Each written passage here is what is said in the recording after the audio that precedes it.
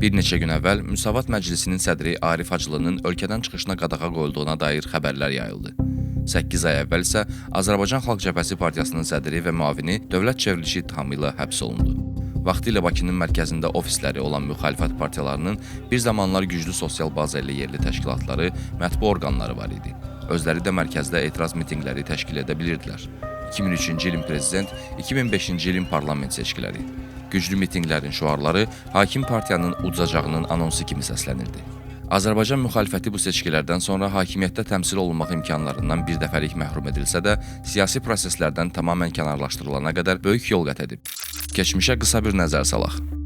1993-cü ildə qiyam və çevriliş nəticəsində hakimiyyətə gələn keçmiş KQB generalı Heydər Əliyevin başlatdığı repressiya siyasətini oğlu İlham Əliyev son 23 ildə daha da sərtləşdirib.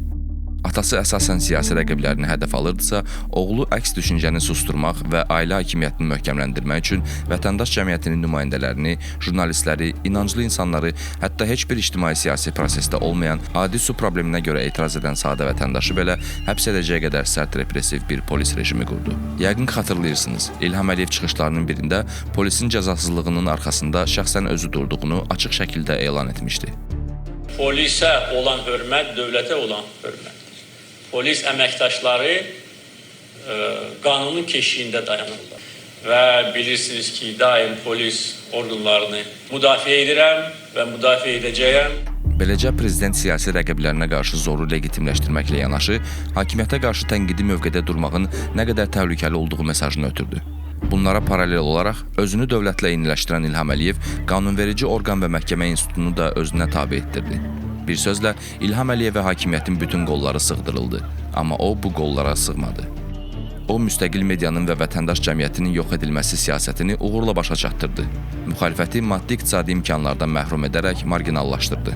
Əvvəlcədən nəticələri bəlli olan və nümayişkaranə total saxtakarlıqla müşahidə olunan seçkilər həyata keçirildi. Bununla da seçkiləri toplumun gözündə bir dəfəlik etibarsızlaşdırdı. Digər tərəfdən də mövcud qanunlar ailə hakimiyyətinin maraqlarına uyğun dəyişdirildi. İctimai-siyasi fəaliyyət tam nəzarət altına alındı. 2022-ci ildə siyasi partiyalar haqqında qəbul olunmuş qanun müxalifəti faktiki olaraq sistemin kənarına itələdi. Stat: əgər 2003-2013 dövründə rəqabət məhdudlaşdırılırdısa, bu qanun artıq rəqabəti institusional şəkildə aradan qaldırdı. Lakin hakimiyyətin böyük institusional və resurs üstünlüyünə sahib olmasına baxmayaraq, müxalifət bu üstünlüyü zəiflətmək üçün hansı addımlar ata bildi? AXCP sədrinin müavini Seymur Həzi hesab edir ki, 30 il hakimiyyətdə olmuş Əliyevlərin müxalifətə qarşı əlində güclü alətlər olub. Bu kontekstdə məsələyə yanaşanda belə bir sual yaranır. Cəmiyyət niyə avtoritarlaşmaya müqavimət göstərmədi və nəyə görə müxalifətlə birgə addımlar atmadı? Bu barədə fikirlərini Seymur Həzi belə bildirir. Stat: hökumət daim müxalifəti radikal və tənqidçi kimi göstərməyə çalışıb. Halbuki radikal addımları həmişə hökumət atıb. Söhbət həbslərdən, repressiyalardan, ölkədən çıxışa məhdudiyyət qoymaqdan və s. gedir. Bu amillərin hamısı müxalifəti ata biləcəyi addımlardan da çəkindirib və kənarda saxlayıb. Statın sonu. Avtoritar sistemlər müxalifətə qarşı yalnız polis, məhkəmə, qanun və iqtisadi təzyiq tətbiq etməklə kifayətlənmir, eyni zamanda ictimai rəyi formalaşdırır və onu idarə edir. Azərbaycan rəhbərliyi 2000-ci illərdən etibarən bir neçə vacib nağıl əsasında informasiya arxitekturası qurub. Bunlar siyasi fəaliyyəti psixoloji baxımdan lazımsız, mənasız və hətta təhlükəli bir məşğuliyyət kimi qələmə verir. Müxalifət zəifdir və xalq onları istəmir narrativinin məqsədi müxalifətin gerçək gücsüzlüyünü izah etmək deyil, hakimiyyətin yaratdığı süni zəifliyin cəmiyyət tərəfindən normal qarşılanmasını təmin etməkdir. Bunun nəticəsində hakimiyyətin hekayələrinə qarşı alternativ cazibədar ideyalarla çıxış edə bilməyən müxalifətin təklif etdiyi demokratiya ideyası ötən dövrdə toplumun böyük əksəriyyəti tərəfindən mənası başa düşülməyən və artıq adələşmiş fantaziyaya çevrildi. Beləcə, hökumətin siyasi oyunlarını və müxalifətin daxilindəki çəkişmələri kənardan izləyən cəmiyyət sonda ümidsizliyə qapılıb laqeyd hala gəldi. İlham Əliyev hakimiyyətə gələndən 10 il sonra BBC-də gedən analitik məqalədə deyilirdi ki, Müsavat ilə Xalq Cəbhəsi partiyası eyforik şəkildə bir-birinə hücuma keçir, açıq şəkildə bir-birini satqınlıqda və fürsətçilikdə ittiham edirlər.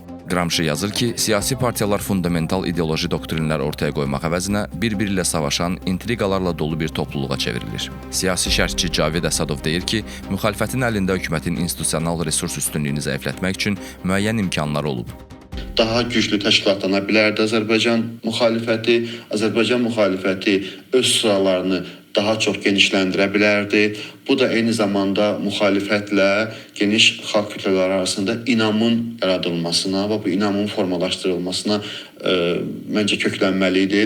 Bu hissələrdə Azərbaycan müxalifəti mən düşünürəm ki, zəif mövqe nümayiş etdirib və eyni zamanda başqa faktorlara baxsaq, məsələn biz görürük ki, boykot siyasətinin zamanla uğursuz olduğunu vurğulamaq olar və s. Müxalifətə tutulan iradlardan biri də daxildə gəncləşməni təmin edə bilməməsi, sosial pillənin işlək olmaması ilə bağlıdır. Yeri gəlmişkən, 24 ildir sədr vəzifəsi tutan Ümid Partiyasının sədri İqbal Ağazadə 15 il əvvəl digər müxalifət partiyalarını bu mövzuda qınayaraq yazırdı ki, yaşlanan və yenilənə bilməyən müxalifət iqtidardan ciddi fərqlənmir və bu demokratik dəyişikliklərə ümidi azaldır. Xəzər Tədqiqatlar Mərkəzinin rəhbəri Elman Fəttah hesab edir ki, müxalifət strateji yenilənmə əvəzinə revanş siyasətinə üstünlük verdiyi üçün hakimiyyət qarşısında uğursuz oldu.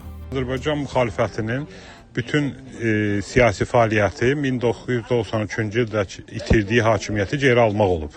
Narrativ də bundan ibarət idi ki, Heydər Əliyev çevriliş yolu ilə hakimiyyətə gəlib və biz yenidən onu geri qaytarmalıyıq. Xatırlayırsınızsa, hətta Elçi bəy də uzun müddət özünü prezident kimi təqdim edirdi. O deyirdi, mən hələ də prezidentəm. Yəni, bax, bu revanşın bir göstəricisi də budur.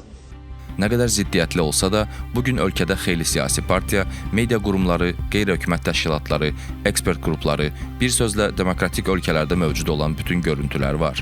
Ancaq fərq ondadır ki, onlar aşağıdan müstəqil yaranan və siyasi proseslərdə təsir gücünə malik olan institutları yox, prezident aparatı tərəfindən formalaşdırılan vitrin elementlərdir. Formal olaraq mövcuddurlar, amma fəaliyyətə gələndə onlar meydanda vətəndaşların yanına yox, kürsülərdə hökumətin siyasi çətiri altına toplaşırlar.